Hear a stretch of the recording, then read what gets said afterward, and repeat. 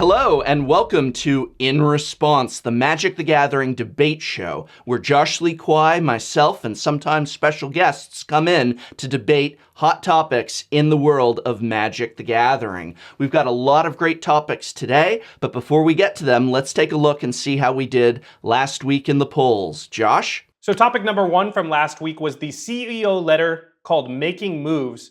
Professor, you had a negative reaction to the letter, while I took a more positive stint. And the viewers agreed with you. They were 54% in your favor, with 46% in mine. Topic number two was, should Cube be year-round? And on this one, I tagged in Judge April, who is arguing that Cube should be year-round, and Professor, you were saying that it should still be limited and stay the way it is. It was very close, this particular debate. 51% in your favor, 49% for April. And then for the third debate, we were talking about the Ether Revolt on Kaladesh. I took the side of the rebels, Viva la Revolution. Professor, you were on the side of the consulate. I was not on the side of the consulate. I was on the side of that the revolution should not be happening. I did not side with the consulate. I just want to be clear. I do not side with the now former consulate. I simply was against the revolution. You can be against the revolution and not support the consulate. Okay, fair enough. Well, in any case, 73% in my favor and 27% for you. So those 27% of people, I'm looking at you. I don't know what happened. Well, that certainly was an interesting topic there at the end. Now, we're going to be doing something different in the polls this week. What we've done is we've integrated cards into the YouTube client. You should see a lowercase I appearing on your screen now. And if you click on that I, it will allow you to vote in the polls for the topics this week right through the YouTube client. This works on mobile. This works if you're not on mobile. It works on everything. Just click on that I and you can vote. Remember that what we're asking in the polls is not which topic you personally agree with, but rather which one of us you feel presented the better argument. So sometimes you might actually disagree with, say, me on the issue, but think that I presented a better argument than Josh, and much more rarely you might think that Josh presented the better argument. Let's move on to our first topic of today, the Magic the Gathering Pro Tour. Is it worth it? Many people have said that the Magic the Gathering Pro Tour is incredibly expensive and may not be yielding the type of results that are intended. Maybe something new needs to replace it, or maybe it simply is an antiquated system of the days of old. Or is the Pro Tour a vital part of Magic the Gathering in terms of its game and promotion? Josh, you are taking the position that the Pro Tour maybe needs to wither away. When you're ready, you have 90 seconds. Prof, when it comes to the Magic Pro Tour, I'm afraid that the juice is just not worth the squeeze. You've used the idea of opportunity costs many times throughout our various debates, as have I, and I'm going to give the audience credit that they understand that term. So I'm not saying that the Pro Tour is bad for Magic. It is undoubtedly in the positive column. I enjoy watching it. I'm sure a lot of our viewers do, but that's not the question. The question is, what does the Pro Tour accomplish for the game of Magic? And is what it accomplishes worth the cost? To examine that, we have to figure out what it accomplishes, and the answer seems to be not a lot. I mean, first of all, barely anybody watches it. It's ranked somewhere around the 30th most popular game on Twitch. That's 3-0. At any given moment, only maybe 40,000 people are watching the Pro Tour, the biggest event in Magic. There's also the issue that the Pro Tour is really only appealing to your most enfranchised customers. The reason for this are pretty obvious. The game's difficult to follow. The cards can be pretty hard to see on camera. I'll be honest, even I occasionally have trouble following all the action. If you've ever had the PT on the TV and somebody in the room who either barely knows Magic or doesn't know it at all, you know that it's basically laughable to them. So what you're doing is spending a bunch of time, money, and resources on something that's basically selling the game to a bunch of people who are already going to buy it. I'm not saying this has zero value. Maintaining current customers is important. I'm just saying it's not optimal. I mean, wouldn't that marketing money be better spent growing your game and bringing in new players? There's a whole bunch of people in the world that would love Magic if they could just be convinced to try it. Does the Pro Tour convince anyone to try Magic that doesn't already know how to play? I don't think it does. But that's my view, Prof. I know a lot of people love the Pro Tour, And I know that there's a lot of reasons that people think it should stick around, and you're here to enumerate all those reasons. I'm anxious for your 90 seconds. Go ahead. Josh, I cannot think of a single Tier 1 game that promotes competitive play that does not have a pro circuit of some kind. The Pro Tour is vital to the success of Magic the Gathering, and it actually doesn't have that much to do with our individual enjoyment of it. In fact, I'm not a big Pro Tour fanatic, but even I understand from a business perspective why it is crucial to the success of this game and is the key to the future of Magic the Gathering. First and foremost is the point that we are all probably familiar with. The Pro Tour largely promotes the standard format. If you did not have the Pro Tour constantly promoting the standard format, there is going to be a significantly diminished reason to participate in standard. Why do I have to keep up with the new set if there isn't a new Pro Tour using that set? I don't even think it's so much about selling those booster packs as just giving us a reason to keep up with the game and not just play casual Magic with the cards we have existing in our collections after a reasonable time has passed and we've built up those collections. Why am I still buying cards? I'm still buying cards because of standard, and standard is nothing without that Pro Tour. In addition to this, it's designed to garner non-Magic the Gathering player interest in the game. You brought up a lot of really good points about how our coverage of the Pro Tour is not what it could be. But just because we're not doing a good job doesn't mean we throw it away. Invest in better capabilities instead. Those are some really good points, Prof. Unusually optimistic for you. Hey, I'm an optimist. I'm always an optimist, and I'm really optimistic that you're going to have a great rebuttal right now. 45 seconds when you're ready. Only a handful of people watch the Pro Tour. Way more people than that are playing standard. Do you know why? Because of local tournaments, GPs, SCG events, FNMs. And you know what's still going to be around? All that stuff. Also, one of the biggest issues we hear from people is the topic of net decking. Doesn't the Pro Tour exacerbate this problem? Wouldn't tournaments, reports from GPs and SCG events still give you a good idea of what cards are good while allowing much more brewing? Listen, 99% of people play Magic for fun. They don't play it for some kind of future job equity. And if you focus your efforts on exposing the game to potential new players, what product do new players buy? They buy the newest stuff. So you get new players into the game, you're still selling standard. Okay, and you feel really confident those articles and events are still going to be going on when the Pro Tour circuit is given the axe? I mean, you basically said that you only read the articles from the Pro Tour anyway, so what's the difference to you? Well, if the Pro Tour doesn't exist, what am I reading? The GP articles. Okay. But you have 45 seconds to give me your further optimistic view on the Pro Tour. As a content creator, everything starts with the Pro Tour. The wheels of creation, adaptation, it all comes from them. Content is fueled by the Grand Prix and Pro Tours. Without them, can you imagine how much less content there'd be?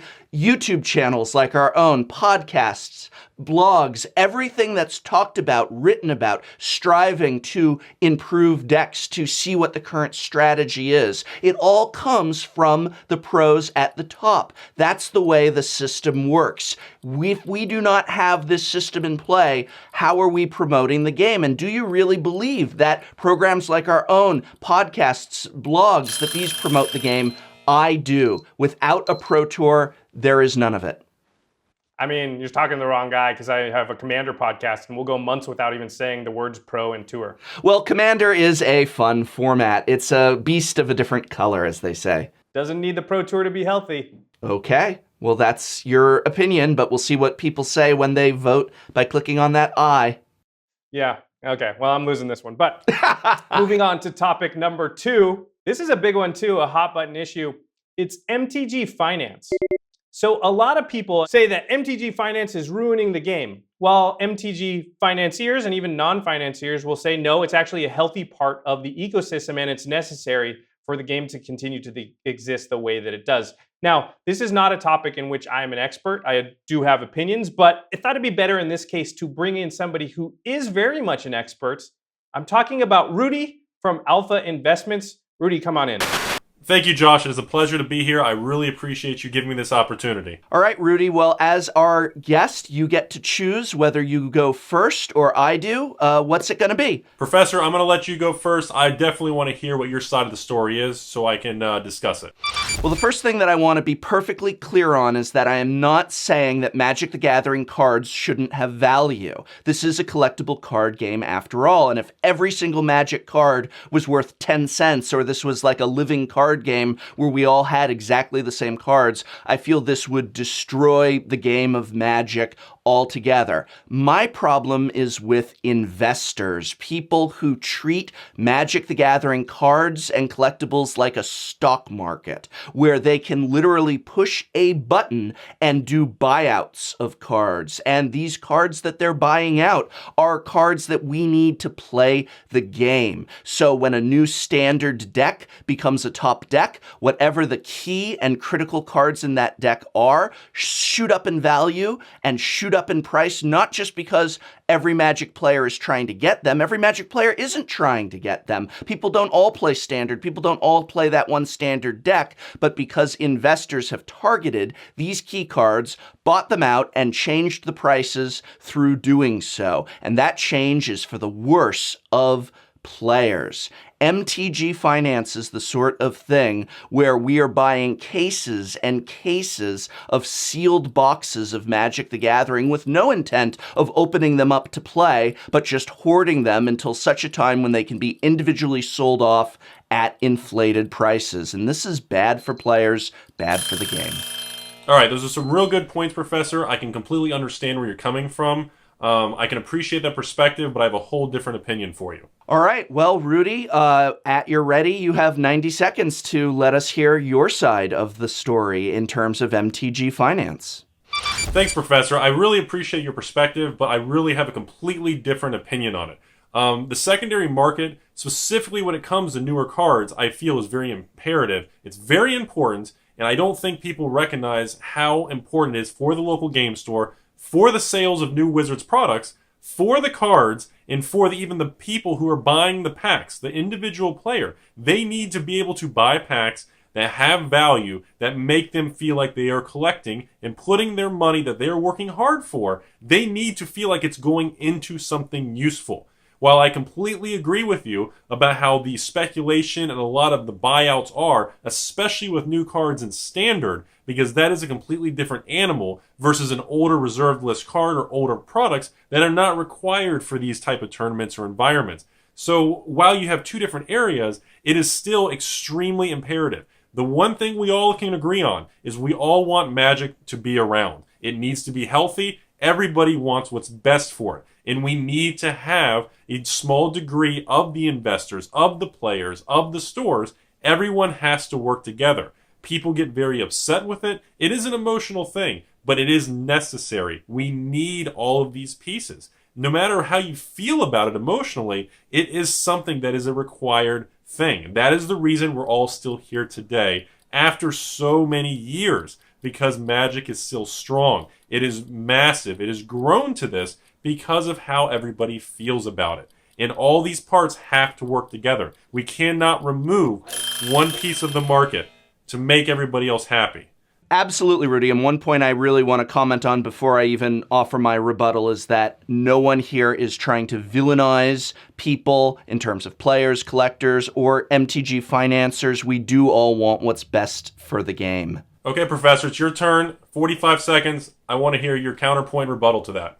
You remember when people thought that Goblin Rigger was going to be a worthwhile card in Kaladesh, possibly, because they thought contraptions were coming back, and it shot up from being 20 cents to over $5 overnight? When people have the ability to buy out key pieces, whether it's a piece they think is going to be worth something or a piece they know is necessary for gameplay, they ruin that ability for us to play the game. Imagine if, in order to play Monopoly, you had to buy all the separate pieces to put it together, and people were targeting certain things like, let's buy out all the $5 bills so that you have to spend a fortune in order to get them. This is going beyond a collector's card game and turning into disrupting the player base's ability to play and enjoy it. Okay, Rudy, the final word is yours. 45 seconds when you're ready. Thanks, Professor. I really want to drill in on the example you gave me. When a basic card goes from 15 to 20 cents in a new set, and that gets bought out or gets spiked by investors or players or whoever's speculating on it, there is a lot of positive things that do occur that I don't think a lot of people think about. When the value of the rares jump up or get bought out, stores will order more, distributors will ship more, Wizards will sell more boxes. It puts more supply into the market because there is a buyout. It moves more product, which makes the local game store a lot more money, increases the sales for Wizards, and helps the entire overall economy move and remain very fluid. And it's healthy for everybody. So while it may not be a nice thing that it gets bought out, it does help the market continue. And that is very important for everybody. And thank you, Rudy. Really exciting to have you come on our show. Great to get your viewpoints. Absolutely. A pleasure to have him come visit. Okay, well, it's time to move on to our final topic of the episode. We're going to talk Magic Digital next. There's been a lot of chatter because there were some screenshots or a potential screenshot that was released on the internet that everyone thinks might be Magic Digital next. It might not be. We don't know a lot about the product, but we were having a discussion on Twitter, Prof, and we have a disagreement. Big surprise. It's what should Magic Digital Next ideally look like? Should it copy and try to one-for-one recreate what paper Magic is? Or should it lean in towards its new digital roots and try to adjust accordingly? You want it to stay the same as paper? You have 90 seconds to state your case. The biggest mistake that Magic Digital Next could make would be to emulate a Duels of the Planeswalker situation where we get an incomplete version of Magic. We need the complete game, whether that means an upgrade to Magic Online or a program that replaces it entirely. The key is having the entire card pool available from the start. If we so much as have an online client that only has the newest sets and promises more will ambiguously be released in the future, it will be a critical misstep. Without sets outside of Standard, we cannot play Modern, we cannot play Legacy, we cannot play Commander, let alone Vintage. One of the biggest selling points of Magic Online is that Vintage and Legacy cards are available on the cheap, and people can actually play and enjoy these formats. We've seen a big push from Wizards of the Coast recently to make Standard the main format, and I understand why they're doing that. But if they do that in terms of Magic Digital Next, where all you have access to are the Standard cards, where this is some kind of glorified Duels of the Planeswalkers, that is not going to cut it for the player base. I know that it is complicated to have all of those cards. I know that it brings about a lot of issues, but this is Magic the Gathering that we're talking about. It's the full game, or you're going to end up with nothing. Some very good points, and I know that's a viewpoint that a lot of people have. They want the full game. A lot of people saying that if it's not the full game, then it's not Magic to them. I do know that that is probably the popular opinion. That doesn't necessarily make it the correct one, and that's why I'm really eager to hear what you think in terms of the shape and face of Magic Digital Next and why that shape and face should be not the complete game. I want to be clear too. I think the single biggest mistake Wizards can make, and maybe the biggest mistake in the history of the company, would be for Magic Digital Next to attempt to recreate the paper experience one for one. I really believe if they do that, that it's going to eventually lead to the death of the game. It's inconceivable that a game created in the early 1990s, before the advent of the internet, would find no room for improvement when ported over to a platform that, for all intents and purposes, wasn't even around when it was created. The digital world offers so many differences from the real world that not adjusting to both its advantages and disadvantages is like not preparing for the meta of your next tournament. We've already seen some successes in this area and similar outrage before they happened. I'm talking about like leagues on MTGO. Everyone thought like, oh, that's not pure. That's not the pure drafting experience, draft leagues on MTGO. But the digital world offers you something that the real world never can, and you'd be foolish to ignore that and not take advantage. I think the same theory can be applied to how players purchase and obtain cards, and yes, even how the game is played. Magic is not the amount of cards that are in the card pool. If that were true, Prof, then Magic wouldn't have been Magic in 1994 when we fell in love with it. It wouldn't have been Magic when Innistrad came out, because like 20 sets have come out since then. Magic is bigger than the card pool. Magic is not the mechanics or the formats, because as the years have gone by, there's been varying amounts of formats. At first there was one, then there's Type 2, we've had extended, overextended, we've had tons of different formats. Magic is the game itself, it's not the formats and it's not the card pool. All right, those are indeed some interesting points you make there, Josh. Okay, but you have 45 seconds to rebut my rebuttal.